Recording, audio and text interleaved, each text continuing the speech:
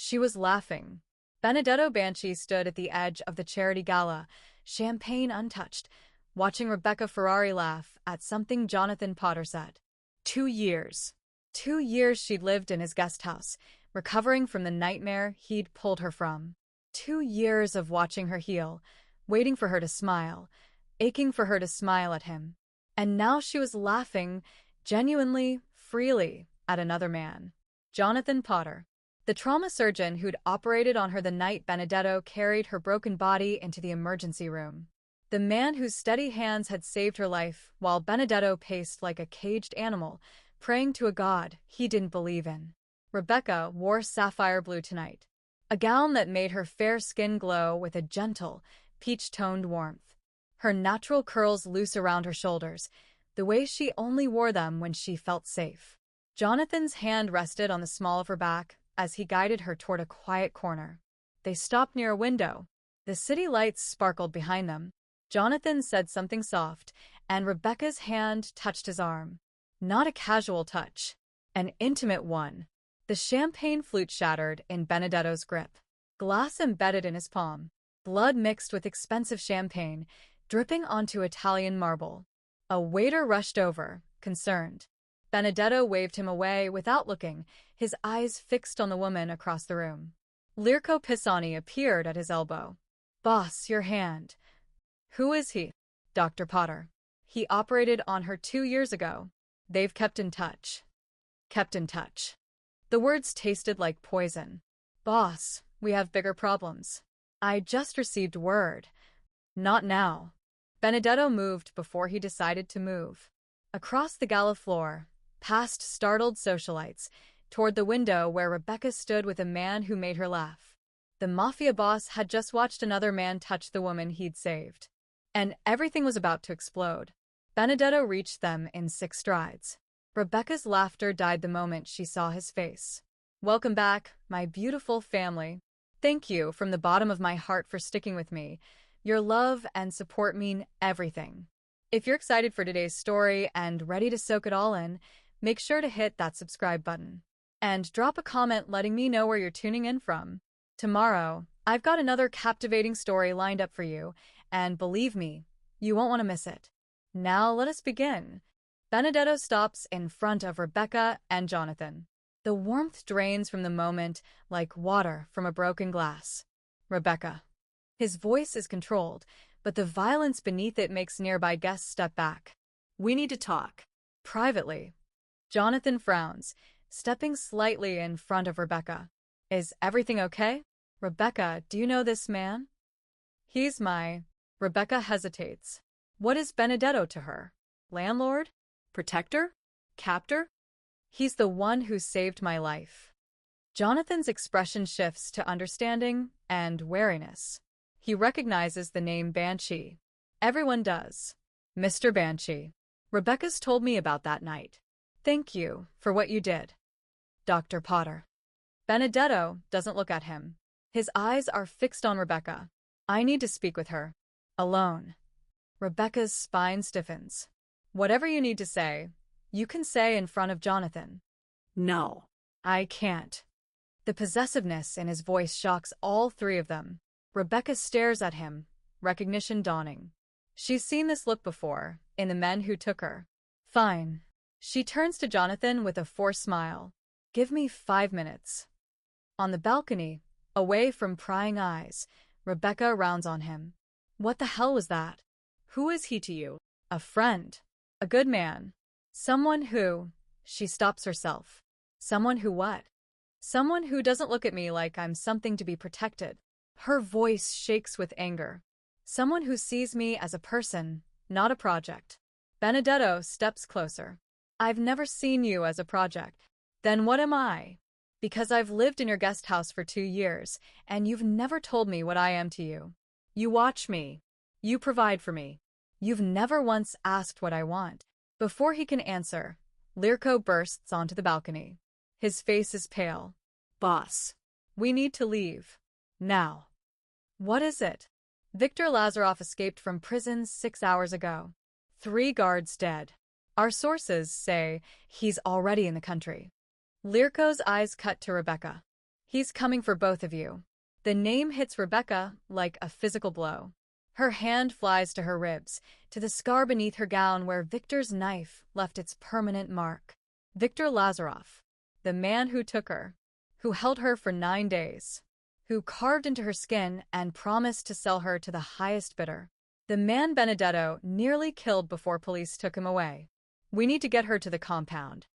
Lirco's voice is urgent. Full lockdown. Benedetto's hand wraps around Rebecca's arm, protective, possessive.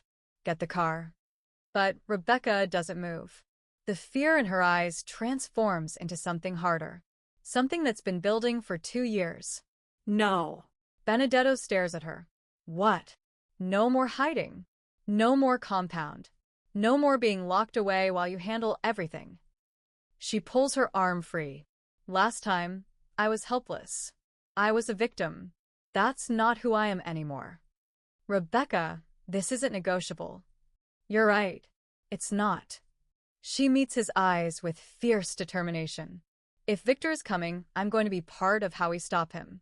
You can either include me or I'll do it on my own. Benedetto's jaw clenches. Every instinct screams to grab her, lock her away, protect her from a world that's already hurt her once.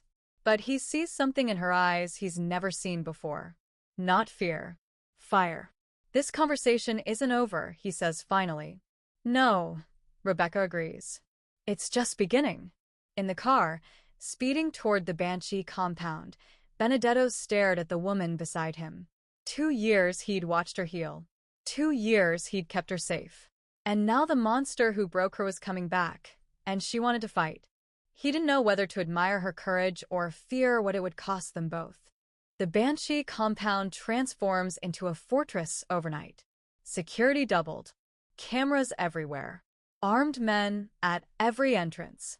Rebecca watches from her guest house window as Benedetto's world goes to war. She's not invited to the strategy meetings.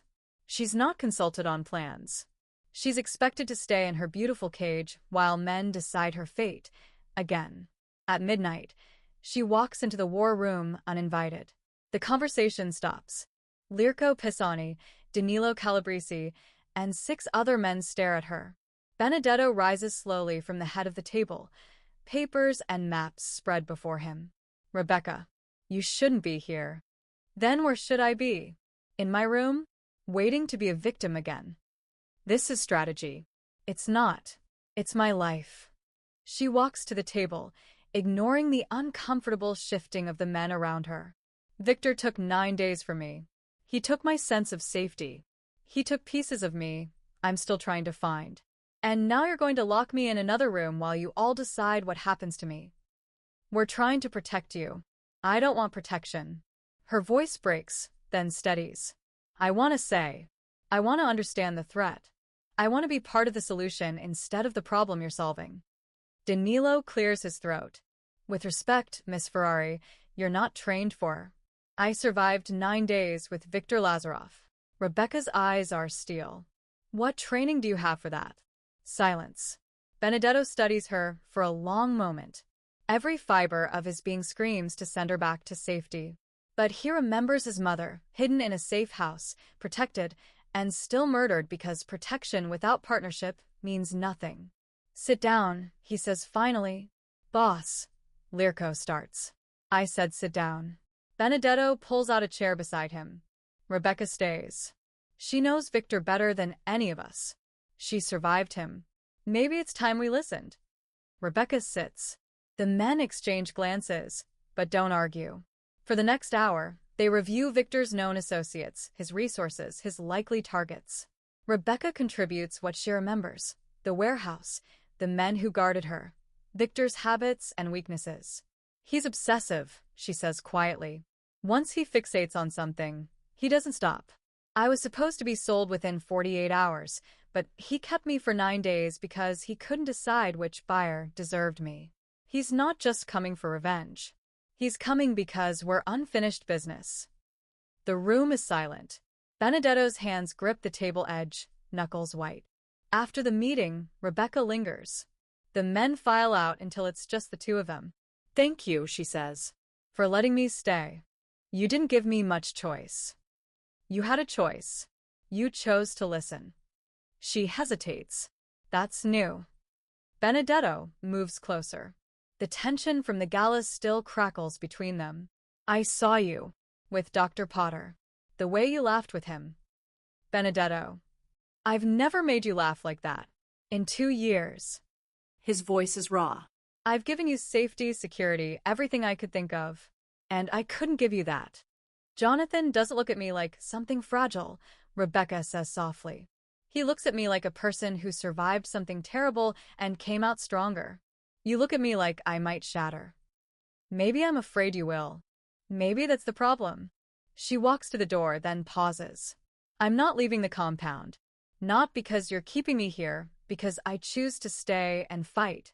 But when this is over, we're going to have a real conversation about what I am to you. And what I'm willing to be. She leaves. Benedetto stands alone in the war room, surrounded by battle plans, feeling more exposed than if Victor's men had already breached the walls. She wanted to fight. She wanted to say. She wanted to be a partner, not a possession. And Benedetto didn't know if he could give her that without losing his mind with fear. But Victor was coming. And for the first time, Benedetto wondered if maybe, Rebecca's strength was exactly what they needed to survive. 3 days pass. Tense, watchful, waiting. Rebecca trains. She demands it, and Danilo reluctantly agrees. Not combat, there's no time, but basics. How to hold a gun. How to move through a building. How to protect herself if everything goes wrong. Benedetto watches the training from his office window. He tells himself he's supervising security. But really, he can't look away from her. She's not the fragile woman he carried from Victor's warehouse. She's becoming something else. Something fierce. He doesn't know how to feel about it. Jonathan Potter calls the compound. He's worried about Rebecca, heard rumors about security threats. Rebecca takes the call in the garden, speaking quietly, laughing once at something he says. Benedetto's blood boils. But he doesn't intervene. He promised her a conversation after this is over. He can wait. He has to learn to wait. On the 4th night, Victor's first attack comes. It's not a full assault. It's a message. 3 explosive devices planted at compound entrances. 3 of Benedetto's outer perimeter guards killed silently in the night. And a package left at the main gate. Inside the package, photographs of Rebecca. From the 9 days Victor held her. Bruised. Bleeding. Broken. And a note. I'm coming to finish what I started. And this time, no one saves her. Rebecca sees the photographs before Benedetto can hide them. She doesn't break. She stares at them with cold, steady fury. He wants me afraid, she says. I won't give him that. The explosions at the gates trigger chaos. Men scrambling. Alarms screaming. Benedetto grabbing Rebecca, pulling her toward the safe room. I can help. Not now. Stay down. But as they move through the compound, 3 of Victor's men breach through a garden entrance. Gunfire erupts. One of Benedetto's guards falls. Another is pinned down. Rebecca sees a gun on the fallen guard. Benedetto is firing at 2 attackers. A third is coming around the hedge, behind him, gun raised. Rebecca doesn't think. She grabs the fallen gun, aims, and fires. The man drops. Time freezes. Benedetto turns, sees the body, sees Rebecca standing with a smoking gun, hands shaking but aim true. She saved him. The remaining attackers retreat. The compound goes into full lockdown. And Benedetto stares at Rebecca like he's seeing her for the first time. You killed him. He was going to kill you. Her voice shakes. I told you I wouldn't be helpless again. He takes the gun from her trembling hands, pulls her into a crushing embrace. For a moment, she stiffens, then her arms wrap around him, and they stand in the smoke and chaos, holding each other. You shouldn't have had to do that, he whispers. Maybe not, but I could, and I did. She pulls back to meet his eyes. That's who I am now, Benedetto. I need you to see that.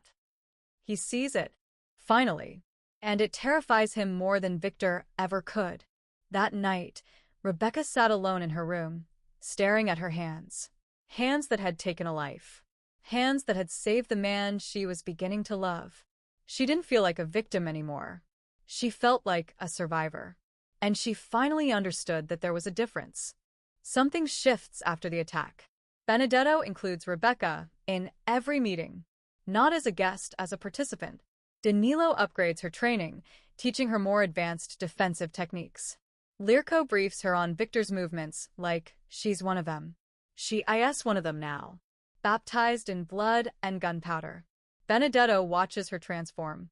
The softness doesn't disappear. She still brings coffee to Maria Colombo, the housekeeper. She still calls her friend Delinda Schiavone to check in, carefully avoiding the truth of what's happening. She still has nightmares. But there's steel beneath the softness now. Steel that was always there, waiting to be forged. They work late into the night, reviewing intelligence, tracking Victor's movements. Their fingers brush over maps. Their eyes meet across tables. The tension between them shifts from conflict to something else. Something dangerous in a different way.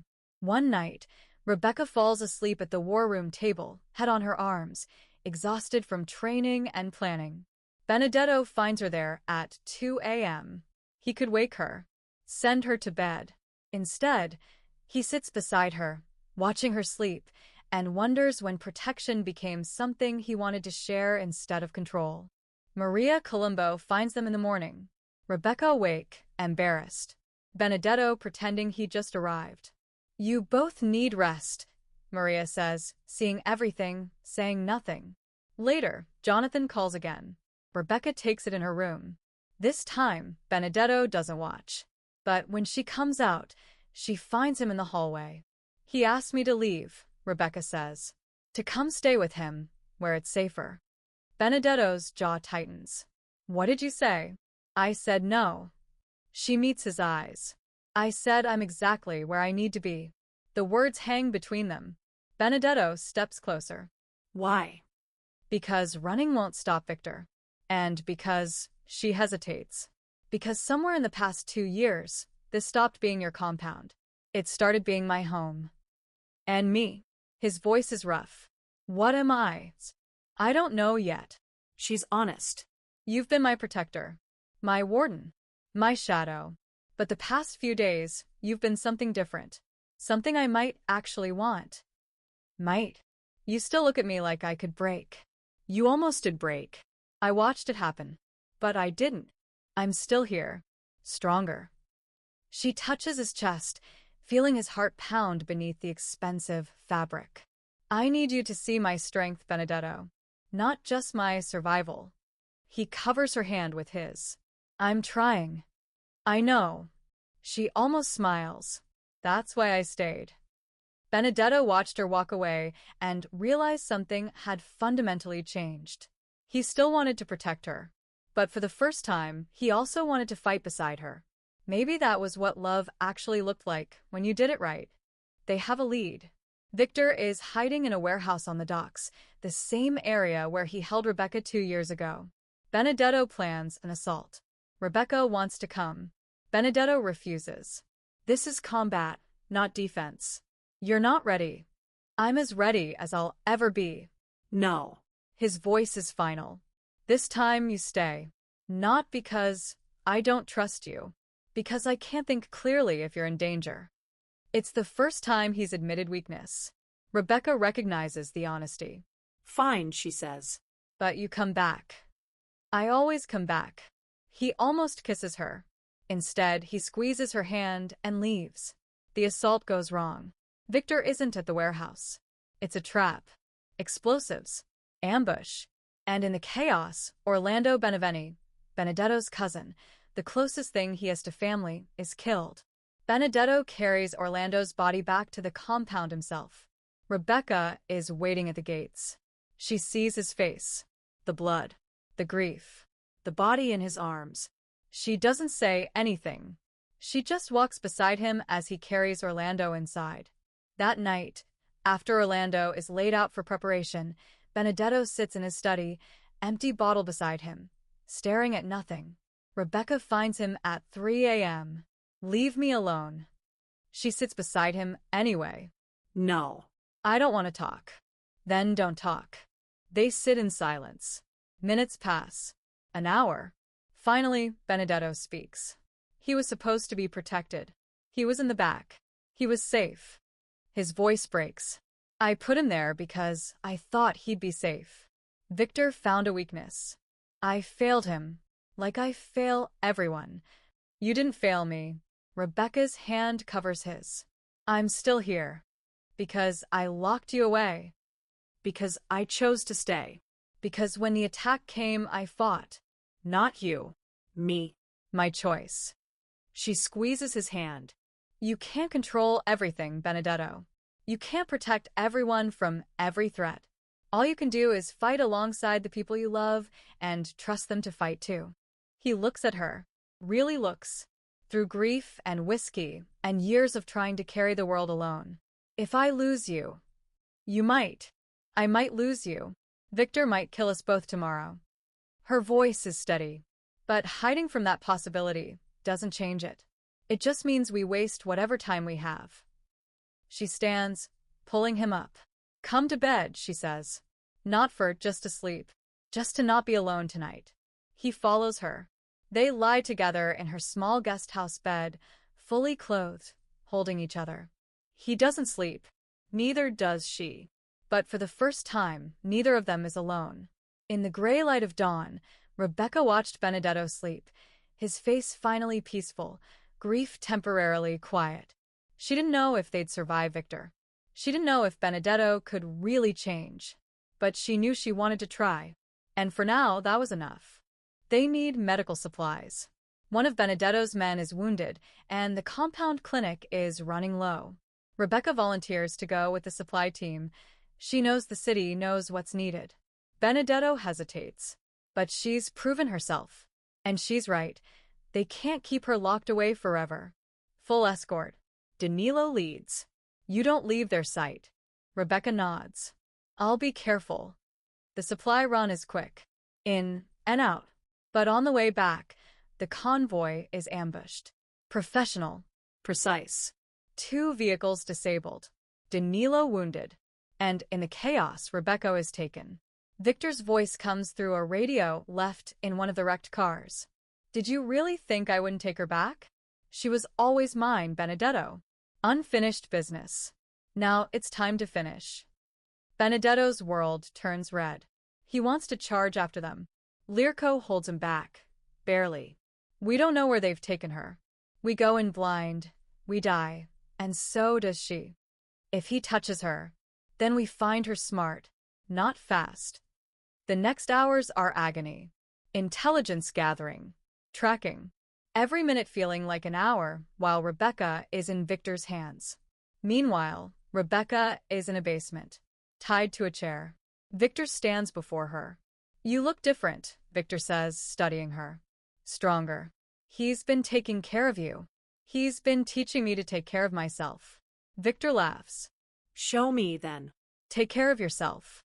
He hits her. Blood fills her mouth. But she doesn't cry. You think I'm scared? She spits blood at his feet. You took everything from me once.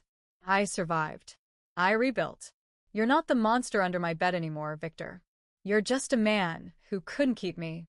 Victor's smile flickers with anger. He hits her again. But Rebecca doesn't break. She remembers training with Danilo, working with Benedetto, the man she killed to save him. She's not the woman Victor remembers. And that terrifies him more than he'll admit. He'll come for you, Victor says. I know. And when he does, I'll kill him in front of you. Rebecca smiles, bloody, broken, but real. You can try. Victor leaves her in the dark. But Rebecca isn't alone. She's never alone anymore, because she carries her own strength now. She starts working on her restraints. In the darkness of Victor's basement, Rebecca twisted her wrists against the zip ties, ignoring the blood, ignoring the pain. Benedetto would come. She knew that. But she wasn't waiting to be rescued. She was getting herself out. Benedetto is falling apart. Every minute Rebecca is gone, he unravels further. Lirko watches his boss pace like a caged tiger. We'll find her. It's been 8 hours. She's strong. You've said it yourself. Strong doesn't matter if he. Benedetto can't finish the sentence. Maria Colombo appears with coffee no one asked for. That girl survived 9 days once. She'll survive a few hours now. She's not the same woman, Mr. Banchi. You've seen to that. I didn't. You let her fight. You let her stand beside you. You gave her something Victor never could. Maria meets his eyes. You gave her power over her own life. That's not something that breaks easy. The words settle into Benedetto's chest like stones. He spent 2 years trying to protect Rebecca. But the thing that will save her now, her own strength, came from him finally stepping back. Finally, intelligence arrives. Victor's location. An abandoned factory outside the city. We move in 20 minutes, Benedetto orders. Full assault. No prisoners. But as they prepare, his phone buzzes. Unknown number. A photo loads. Rebecca, bloody but free, outside the factory. She escaped. She's holding a stolen phone. The text beneath. North entrance. He thinks I'm still tied up. I'm creating a distraction. 10 minutes. She's not waiting to be rescued. She's part of the plan. Benedetto's heart nearly stops. With fear, with pride, with something that might be love. Change of plans, he says. Rebecca's already inside. She's our inside woman. Lirko stares. She escaped. She's a survivor. That's what survivors do. They move. Inside the factory, Rebecca has made her way to the security room. She's disabled 2 guards, one with a chokehold Danilo taught her, one with a fire extinguisher to the skull. Not elegant, but effective. She sabotages the cameras, unlocks the north entrance, and waits. When Benedetto's team breaches, Victor's men are blind and confused. The assault is quick, brutal, efficient. Benedetto finds Rebecca in the security room, blood on her face, unconscious guard at her feet, stolen gun in her hand. They stare at each other. You escaped, he says. I told you I wouldn't be helpless again. He crosses the room in 3 strides and kisses her. Hard, desperate, relieved. She kisses him back with equal intensity. Then she pulls away. Victor. He's in the East Wing. Finish this. Together? She loads her gun. Together. They moved through the factory side by side. Not protector and protected. Not owner and owned. Partners. Equals. Ready to end this together. The factory becomes a battlefield. Benedetto's men sweep through, eliminating Victor's guards. But Victor is waiting. He finds Benedetto and Rebecca in a large storage area. He has 3 men with him, and a dead man switch. One move and we all die, Victor says calmly.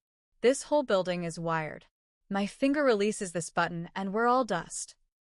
Benedetto's gun stays up. Then we all die. Such drama.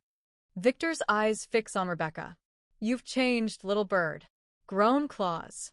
I'm almost impressed. You don't get to call me that anymore. Rebecca's voice is steady.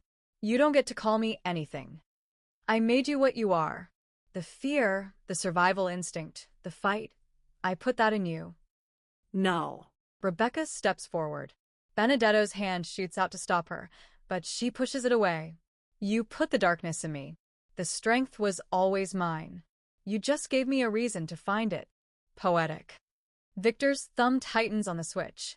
But I still hold the power here. Do you? Rebecca keeps walking toward him. Slow. Steady. Benedetto's heart is in his throat. Rebecca, don't. Trust me. She says it without looking back. Trust. The word he's been learning, fighting against, slowly accepting. He lowers his gun. Rebecca stops 3 feet from Victor. You want to kill me? Fine. Push the button. But know this, you won't break me first. You had 9 days once. You couldn't break me then. You have 3 seconds now. You never had enough time to break me. And you never will. Something flickers in Victor's eyes. Doubt. Frustration. The obsession that kept him hunting her for 2 years has been for nothing. She's not afraid of him. She's not broken by him. She's free of him. And in that moment of hesitation, Rebecca moves. She grabs his wrist, twisting the hand with the dead man's switch, forcing his thumb to stay pressed. Victor's other hand swings at her. She ducks. Benedetto fires, hitting one of Victor's guards. Lirco and Danilo take down the other two. Victor and Rebecca struggle for the switch. He's stronger, but she's faster, more desperate. She remembers every technique Danilo taught her. She remembers the 9 days that made her a survivor. She headbutts him. His grip loosens. She rips the switch from his hand and throws herself backward. Benedetto. He catches her. The switch clatters across the floor. Lirco dives for it, secures it, disables it. Victor, bleeding from his nose, reaches for his gun. Rebecca shoots first. The shot hits his shoulder. He falls. She stands over him, gun aimed at his head, hands shaking but steady enough. "You made me a victim once," she says quietly. "But I made myself a survivor. And I decide what happens next." Victor stares up at her. For the first time, real fear crosses his face. Not of death, of her. "Do it," he whispers. "Finish it." Rebecca's finger tightens on the trigger. One shot. Revenge. Justice. Closure. But she doesn't fire. No. She lowers the gun. "You don't get to make me a killer. I'm not giving you that power." She turns to Benedetto. "Call the authorities. Let them take him.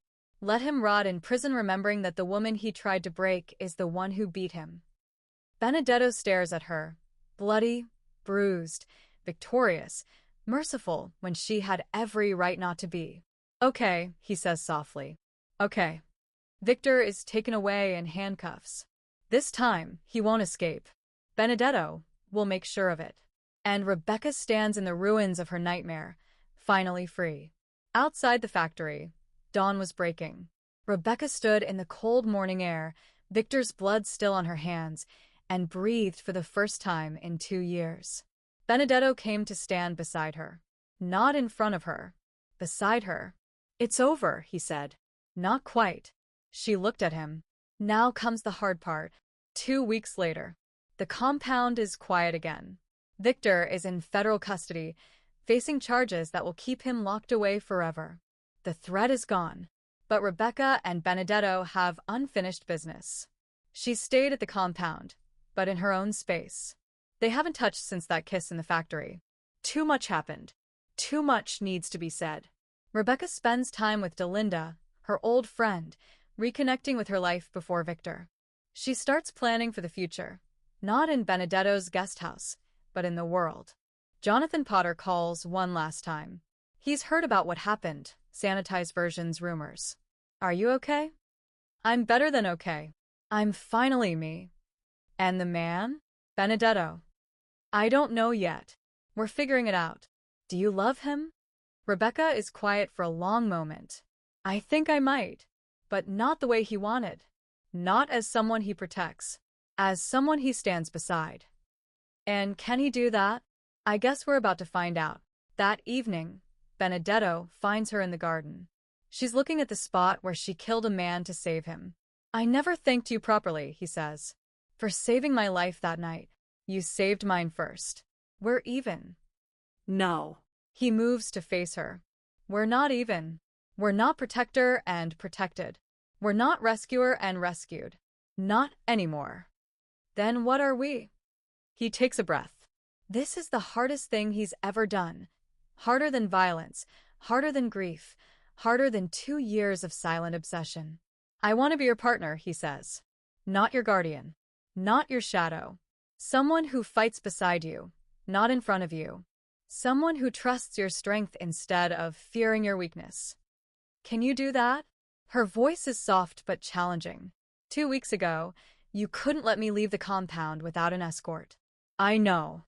He struggles. I'm not fixed. I might never be completely fixed. The instinct to protect, to control, it's been in me since I was 12 years old. But I'm trying. I want to try. For you." Rebecca studies him. The man who saved her, who caged her, who watched her become a warrior, and finally stepped aside to let her fight. "I have conditions," she says. "Tell me." "I don't live in the guest house anymore. I get my own place. My own life. I come and go as I please." Done. You don't surveil me. No trackers. No guards unless I ask for them. Done. When you feel the urge to control something, you tell me. We talk about it. You don't act on it. I'll try. Trying isn't enough. Then I'll do it. Even when it's hard. Especially when it's hard. She steps closer. And if I want to see Jonathan for coffee? As a friend. His jaw tightens. Old instincts flare. But he forces them down. Then you see him. And you tell me about it if you want. Or don't. Because your life is yours, Rebecca. I don't get to control who you see or what you do. She smiles, really smiles. That's the right answer. Is it enough? It's a start. She takes his hand. I'm not promising forever. I'm not promising easy. But I'm promising to try. With you. As partners. He kisses her then. Not the desperate kiss in the factory. Something softer. Something that feels like beginning instead of ending. I love you, he says when they part. I should have said it a long time ago. I loved you even when I was doing it wrong. I know. Her hand touches his face. I think I love you too. But I needed to love myself first. To know who I was. What I was capable of. And now I know. I'm a survivor. A fighter. A woman who doesn't need saving. And I'm the man who finally figured out that saving someone isn't the same as owning them. He pulls her close. Thank you. For teaching me that. They stand together in the garden as the sun sets. Two people who found each other in blood and fire and learned, slowly, painfully, that love isn't about protection or possession. It's about choice. Rebecca chose to fight. To stay. To give him a chance. Benedetto chose to let go. To trust. To become someone worth choosing. 6 months later. Rebecca's new apartment is small but hers. Her photography covers the walls. Her life is her own. Benedetto visits often. Sometimes he stays the night. Sometimes they fight. He still struggles with control. She still pushes back. They're not perfect. But they're partners. Real ones. Equal ones. One evening, he arrives with flowers and a question. Move in with me? Rebecca raises an eyebrow. Into the compound? Into our home. Not the guest house. Not a cage. A home we build together. She considers. 6 months ago, she would have said no. But 6 months ago, he would have demanded instead of asked. Yes, she says. But I keep this apartment. For when I need space. Deal. They kiss. Outside, the city hums with life. Inside, two people who survived hell together finally start building heaven. Ash. Benedetto watched Rebecca hang her photographs in their new shared space, their home, not his compound. He felt the old urge rise, the need to control, to protect, to keep her close. And then he let it go, because he finally understood. The strongest thing he could hold was an open hand. Love wasn't about saving someone. It was about trusting them to save themselves and standing beside them while they did.